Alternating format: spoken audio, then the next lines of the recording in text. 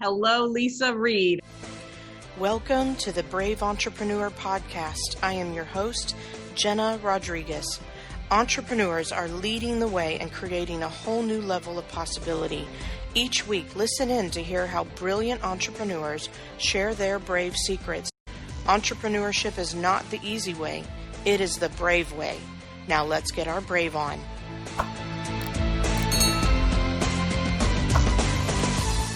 Reid, how are you today? I am awesome. Thank you so much for having me on your show. I really appreciate it. You're so welcome. I'm excited about our conversation. And of course, the first question I have is, where are you calling in from?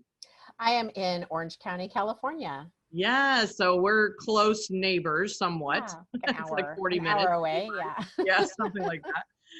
But it used to not be so. I was in Houston, Texas, right, for so many years. So yes, I am excited to share you with our community and our listeners. And so in order to start that process, I would love for you to share, what is the work in the world that you do?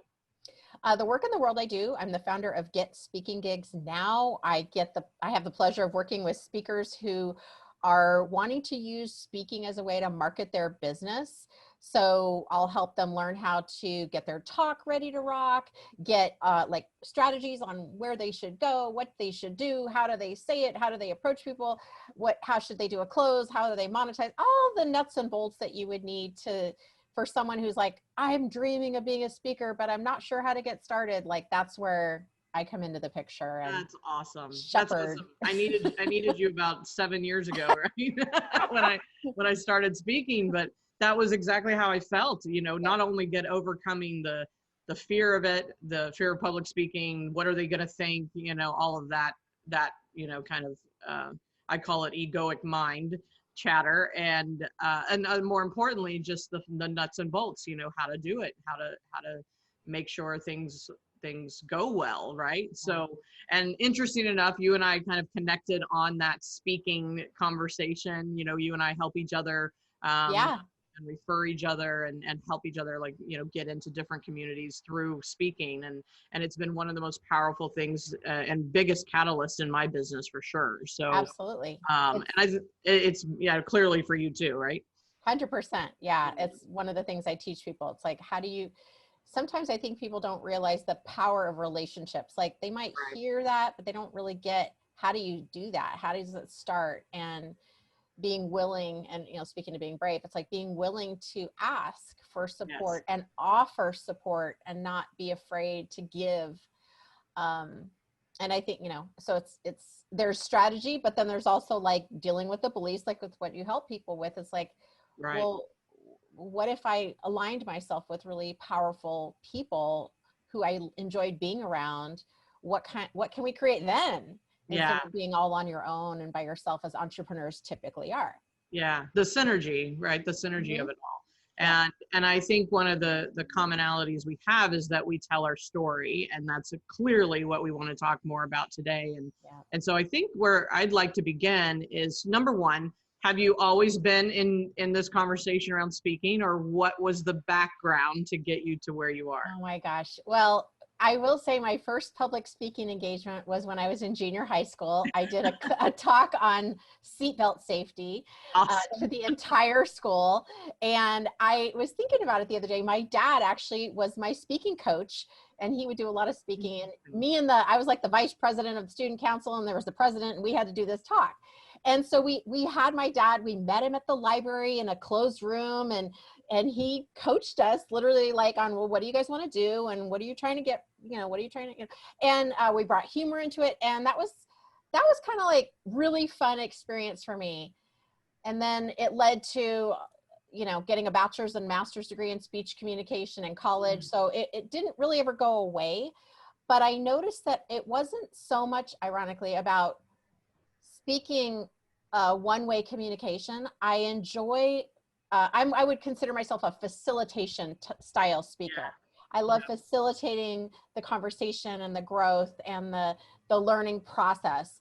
But that, that's just one style, but that happens to be mine. And then about 7 years ago, I was hired to become a professional speaker for a personal development company. And it was kind of like everything, all the stars had aligned where I was like, oh, now I get to actually speak and teach about what I absolutely love, but I get to do it in a way that I also absolutely love. And it was just perfect. And, you know, and then there's more to it than that, but that's the full gets circle. us sort of up to speed. Yeah. Yeah, I love that. You know, and I think we all arrive at where we are in different ways, clearly. And I almost failed speech class. A lot of people, it's not their favorite terrified. class. Yeah. And what I've come to know is what all the things I made it mean versus, you know, holding a perspective of service and you know how safe vulnerability can be, and how impactful vulnerability actually can be for the people listening, because then you're human, then you are facilitating change and transformation and you know, something much deeper than, you know, a one-way dialogue, right? A one-way lecture of some sort. So I was in the I got to teach them something mode, you know, at the beginning of my speaking. And then I learned very quickly that it's not about teaching, it's about connecting and finding that commonality. So, so in that spirit, I'd love for you to dig and dive a little deeper into your personal journey, as you know, just moving from you know, out of college, and then you know, I don't know the whole story. I don't know if you got married, and you know, it's like I know you have kids. So I just want to share a little bit more of that personal journey that has you be where you are and know what you know at this given moment. Yeah. So geez, where do we start? Oh my gosh. Yeah. So yes, I did go into education after college, and was like director of education for a college. It was really a fun experience, and had gotten married, and we had our daughter. And at that point I made the decision, and again, you know, talking about brave, to walk away from that position and to figure out what I was going to do instead, because I realized that it wasn't really going to fit with having a baby. It just wasn't a fit anymore. And all the, you know, I'm sure a lot of women on the call can relate that all of a sudden your whole life changes, you know, and you can't, you know, your priorities change. My priorities changed. I'll just speak in first person. Yeah. And in that journey of becoming a mom, and now I'm a wife and whatnot, I do look back and realize that I did lose myself in that, a part of myself in that journey. And I think that's also common for moms, because you really, like, there's literally a life depending on you, right? It's like they can't not have you. And so we opened up a business, and I did that part-time momming, and I liked it, but it wasn't my choice, but I enjoyed it. So it's kind of like I was really like, well, I'll just go with the flow type of a experience. And I think that would categorize, that's a good way of characterizing how I was in that marriage. Like, I'll just go with what my husband wants, and I'll let him lead. And he wasn't asking me to do that necessarily. I just feel like when I look back on that, I really acquiesced, and my voice just got quiet. It just got quiet, you know? And then when my daughter was about 6, we decided to end our marriage. We had sold our business, and I had already decided to go back to work full-time for a company after being an entrepreneur. And that was brave too. that was a tough call for both of us. And it was probably one of the darkest times in my life. And I don't know where we're getting into the deep depths of my soul here, but I'm listening, and then I'll start anchoring here in a minute. So keep going. Okay. So that was definitely a really, really tough time for me. And I felt like everything that I thought was going to happen and how my life was going to be shattered. And in terms of, you know, first financially, of all the things that we had built up, and then, you know, this was 2008, 2009 time. And so just like losing everything financially, or at least that's how it felt. and losing our connection, our marriage, and then, you know, having to look into my daughter's eyes and just, you know, kind of make sense of all that for her. She doesn't, not old enough to really appreciate, comprehend it. Yeah. And, you know, she kind of knows it's not the same, but doesn't really want to accept that or know why. And so I literally just, I will say that first day being on my own, after my husband left the house, it was sad, but it was also like I could so feel in my soul that it was a turning point of freedom. I felt free. Not that he was imprisoning me. I don't mean it in that way, but just like, okay, wow, like a new way of being, now I get back to connect. Like, what is it that I want? Let me get connected to that. What kind of life do I want to lead? Who do I want to be? And also just knowing that I could do anything. Yes. And that was really a powerful place to be. Yeah. And I appreciate you sharing all that. The two things I got out of it, so I was listening. Yeah, thank you. That I want to come back to, because I feel like this is what's meant to be here right now. Is one, how we start to, there's times where we start to make choices or we stop making choices that honor where we're going. And then, you know, or let me say it another way. So when you like left that job or what have you, and then, you know, then kind of life unfolded, you knew that it was no longer your thing. I feel like there's moments and pivotal moments where we make choices to honor where we're going versus, you know, where we no longer belong. And I believe and that was, we kind of talked a little bit about that just before we got on the call. And I even had a conversation with another friend today, and I did a lot of that. I call it emotional divorcing. I call it permission to resign, right? Giving ourselves that permission to resign the things that no longer serve us based on where we are and where we've been. But now we have to be brave enough to face the unknown and choose something new. And whether it was the job, whether it was the divorce, that's a big shift in identity, right? And then you show up on the other side of that and you start to reconnect to your sovereignty and your voice and the person that you were underneath the resignation, right? I think there's a difference between resigning things and emotionally divorcing things that no longer serve, but then being in resignation of your voice. You know, I think there's a big distinction there. And I love your perspective on helping people navigate those moments where they know they need to jump off the cliff.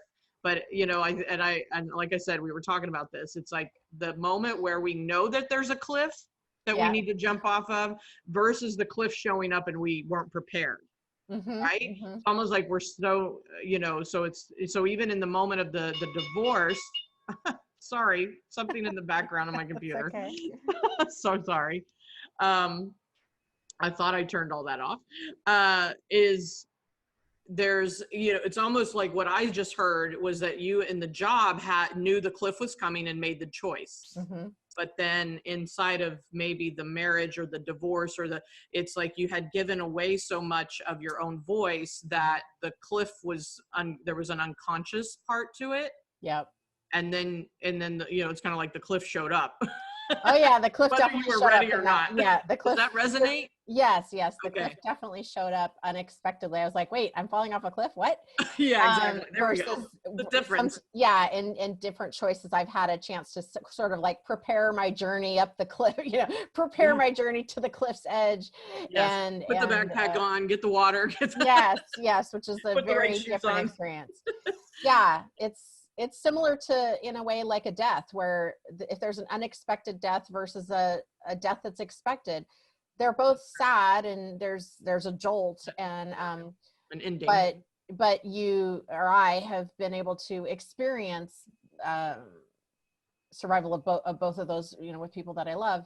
And the one where I've been able to travel up the cliff is definitely I don't know, seems like there's more soothingness to it, or completion or resolution or something like that.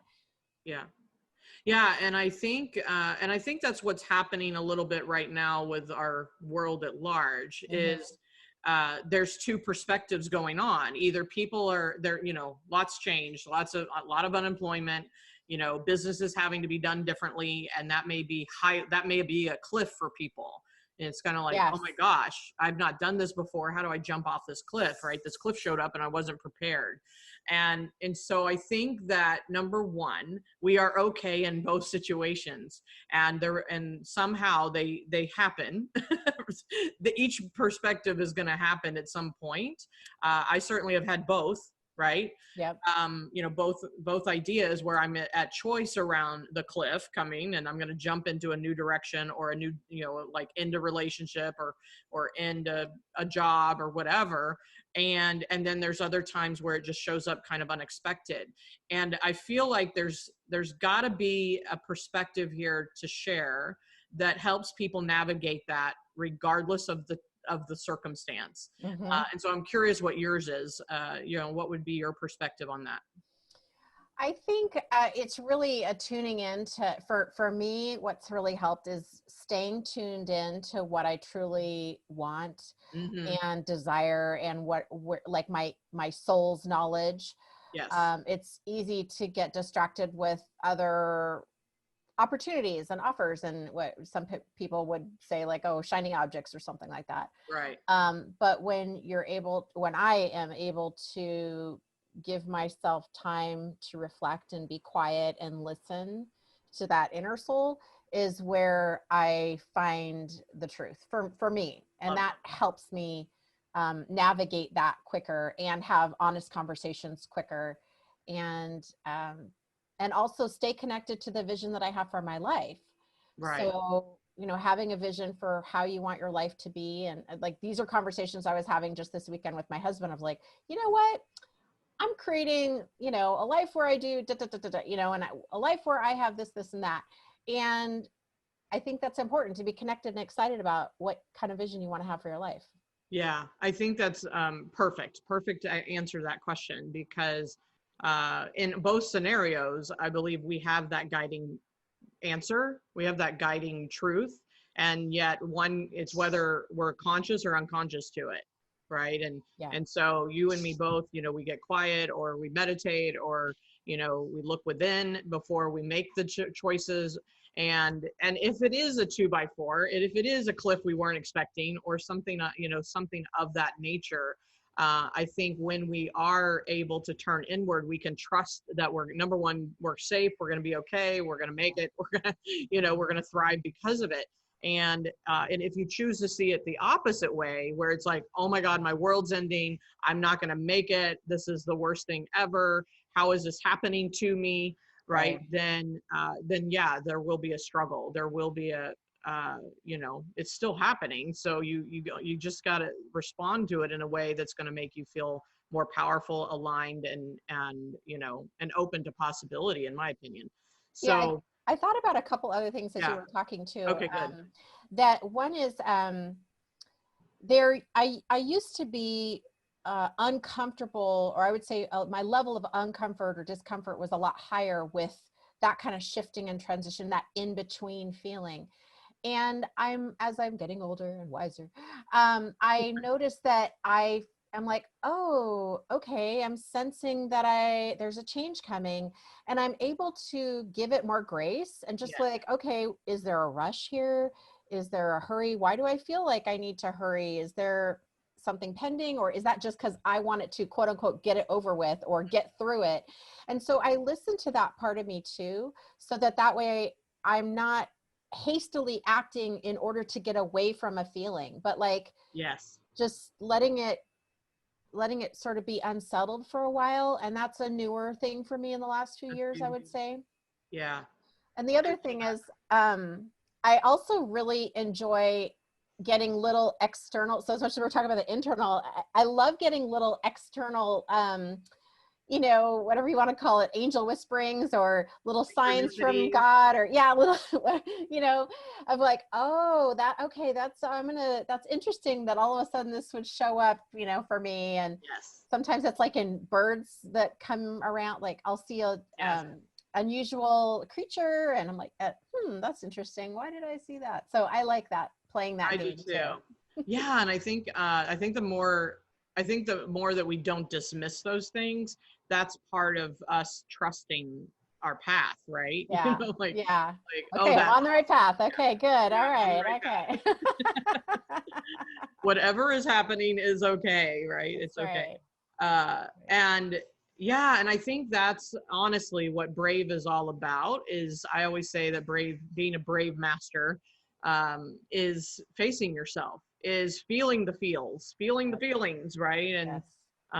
and owning your truth, and really standing in it regardless of what you think might happen, because you do, right? And I think that's probably the hardest part, is we come up against the risk, right? I risk the relationship, I risk them being mad at me, or I risk, the income not being there if I leave the job or the business or what have you. And so we get paralyzed by the what ifs and the future tripping, as I call it. Yes. And versus really leaning into the signs that we see and the truth that we know, and then and like just feeling whatever we got to feel in the process. And I'm with you. I know that certainly I've been guilty of, like how can I move through this faster and pull the Band-Aid off so I don't have to feel anything. Yeah. And I think there is some point where I was just talking to a friend, like I said, and we were talking through the situation she was in, and she realized, I said, how long have you actually known this truth? And she said 2 years. Yeah. Right. And I said, right. I said, now the previous one, because there was a pattern inside of it, right? I'm always looking for the pattern. Sure. And she's like the previous one, previous situation that kind of resembles the similar behavior was like 8 years. And I was like, hey, we're getting better. So shortcut. We found a shortcut. We didn't wait so long, so I think the faster that we can come to the realization, like wiser, more aware, we're getting older and wiser. It's mainly just experience, going through that experience over and over and over. You realize that you're still standing at the end of it, at the end of all of it. So you don't have to torture yourself for so long. And I think there's this, everybody's on the path to hurry up and get to where they want to be, right? And versus obviously enjoying where they are. And then that rush to hurry up and get to where they want to be, and yet they never really get there, is because we hold on to the patterns. We don't emotionally divorce things expediently, right? Where maybe we need to let go, and but it starts with awareness. It starts with, oh, I'm not being aligned with what I truly want or what is true for me right now. And doing the, taking the actions, having the hard conversations, whatever it requires in order to shift that situation faster. But I believe it allows us to then increase the speed of receive. And so it's almost like this paradigm that's going on, like the more we do is going to get us there. And I'm sitting here going, or through my own experience going, the more we let go is how we're going to get there. Or I love what you said about the feels, like and I have a lot of years of practice of doing and in lieu of feeling, right? And so my ability to feel numbness, which might sound like, oh, I feel fine, I feel good, I feel, good, which isn't really a feeling, right? I'm fine. A fine, good, whatever. It's not really a feeling. And the years of practice of feeling that way, of just kind of numbing out anything really, the highs and the lows. So I've, over the years, definitely been able to expand that emotional bandwidth, and still practicing. Yeah. I think it is, a level of increasing our EQ, right? Our emotional intelligence and our capacity to manage it, a capacity to be with it. And and so far all I've seen is the ability to increase that is to go through it. Yes, I'm yes. not sure if we can short circuit that. There's Maybe we'll no, see. I'm no. testing with my children, right? Yeah. Can we guide them so that they don't have to suffer? But yeah, not so much probably. But so this is really great. This has been powerful. I appreciate you, not only sharing your story, but then being able to have a dialogue about what it actually means and what's brave about it. Because I know people are suffering right now. I know they're going through a lot of hardship, and it's time to change that story and narrative. And what if it's not a hardship? What if it's the opportunity to see something new? And Yeah. at any given moment, if we hold on to this is hard and I can't do it, you'll be right. Right. And I also, just in case, people were wondering, it did all turn out wonderfully. Like it Yes, wasn't, I realized I kind of left the cliffhanger there, but, you know, my ex-husband and I have a really great relationship. We had probably had the friendliest divorce in the state of California. But it was still sad. It doesn't, but I've now been with my current husband for 10 years. He's an incredible person. And the freedom for me to figure out who I am and what's important to me was allowed me to then attract a different type of relationship that was more suited for who I wanted to be and how I wanted to live my life. I, was able to get out of financial ruin many, many years ago and build up from now. And, being financially in the black within a couple years of that tragedy. And so even though it was sad and it was scary and it was dark and not what I wanted, I was totally able to move through that and be better for it. Just like, you're stronger after you overcome something, yeah, so you build the muscle, then yeah, we're stronger. Yeah. yeah, Yeah, and I appreciate you full circling that. yeah. I realized, I was like, oh, they're gonna think like, I'm like, it's okay, I'm fine. I'm fine. No, I'm Yeah, thriving. I'm fine. Yeah, stop saying that. Stop saying you're I know, fine. right? No, I'm just kidding. But yeah, I think I mean it's great. Also, obviously, and because of the experiences and the tools and the resilience through all of it, I also trust, even if I may say so, that if something even dark or hard or challenging Yes. or tragic or something, there would be a resilience that you've built up that would also move you through that, whatever that is, Yeah. that kind of thing. So so I hope this has inspired someone and given them the perspective that all is going to be okay, and certainly you're an example of that, and you are a brave master inside of that. And so to close out here, I'd love for you first of all to let people know how they can connect with you. You obviously help entrepreneurs in an amazing way, right? You and me both, like I said at the beginning, we are speaking right now, and we're helping people and we're inspiring people and sharing our stories and our insights and our expertise and all of that, and it makes a big difference. So for that reason, I'd love for people to connect with you. Yeah. Yeah, so go They ahead. can find me on getspeakinggigsnow.com. That's gigs with a S. And there you can find a couple free goodies. There's a free consultation button you can pick, time to have a speaker strategy session with me if you would like. I'd love to hear your story about where you started and where you are in your speaker journey, even if it's just hasn't started yet, and where you'd like to go. And if there's a way that I can help you get there, I will certainly let you know. Perfect. Yeah. That's awesome. Yes, and we'll put those links in the show notes as well. And one final question as we close out.